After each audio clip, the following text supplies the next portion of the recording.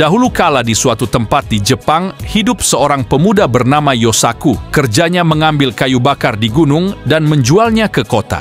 Uang hasil penjualan dibelikannya makanan. Terus seperti itu setiap harinya. Hingga pada suatu hari ketika ia berjalan pulang dari kota, ia melihat sesuatu yang menggelepar di atas salju. Setelah didekatinya ternyata seekor burung bangau yang terjerat di perangkap sedang meronta-ronta. Yosaku segera melepaskan perangkap itu. Bangau itu sangat gembira. Ia berputar-putar di atas kepala Yosaku beberapa kali sebelum terbang ke angkasa. Karena cuaca yang sangat dingin, sesampainya di rumah, Yosaku segera menyalakan tungku api dan menyiapkan makan malam. Saat itu terdengar suara ketukan pintu di luar rumah. Ketika pintu dibuka, tampak seorang gadis yang cantik sedang berdiri di depan pintu. Kepalanya dipenuhi dengan salju. "Masuklah, Nona pasti kedinginan. Silakan hangatkan badanmu dekat tungku," ujar Yosaku. "Nona mau pergi kemana sebenarnya?" tanya Yosaku. "Aku bermaksud mengunjungi temanku, tetapi karena salju turun dengan lebat, aku jadi tersesat. Bolehkah aku menginap di sini malam ini?" "Boleh saja, Nona, tapi aku ini orang miskin, tak punya kasur dan makanan," kata Yosaku. "Tidak apa-apa, aku hanya ingin diperbolehkan menginap." Kemudian gadis itu merapikan kamarnya dan memasak makanan yang enak. Ketika terbangun keesokan harinya, gadis itu sudah menyiapkan nasi. Yosaku berpikir bahwa gadis itu akan segera pergi. Ia merasa kesepian.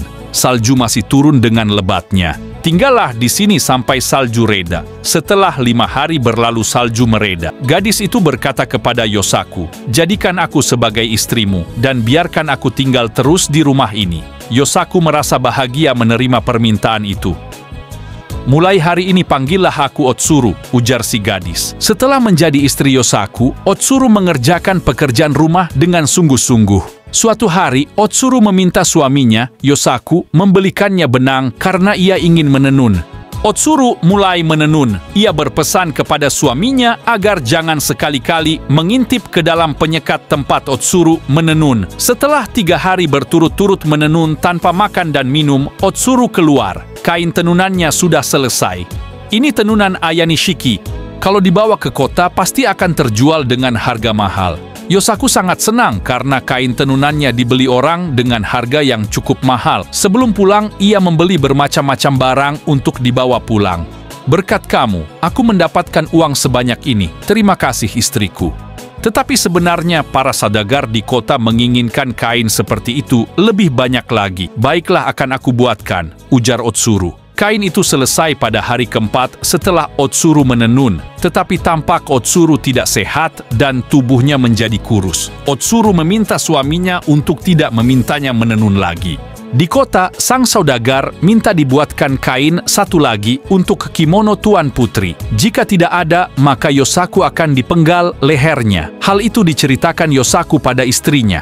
"Baiklah, akan kubuatkan lagi, tetapi hanya 1 helai ya," kata Otsuru. Karena cemas dengan kondisi istrinya yang makin lemah dan kurus setiap habis menenun, Yosaku berkeinginan melihat ke dalam ruangan tenun. Tetapi ia sangat terkejut ketika yang dilihatnya di dalam ruang menenun ternyata seekor bangau sedang mencabuti bulunya untuk ditenun menjadi kain, sehingga badan bangau itu hampir gundul, kehabisan bulu. Bangau itu akhirnya sadar dirinya sedang diperhatikan oleh Yosaku. Bangau itu pun berubah wujud kembali menjadi Otsuru. "Akhirnya kau melihatnya juga," ujar Otsuru.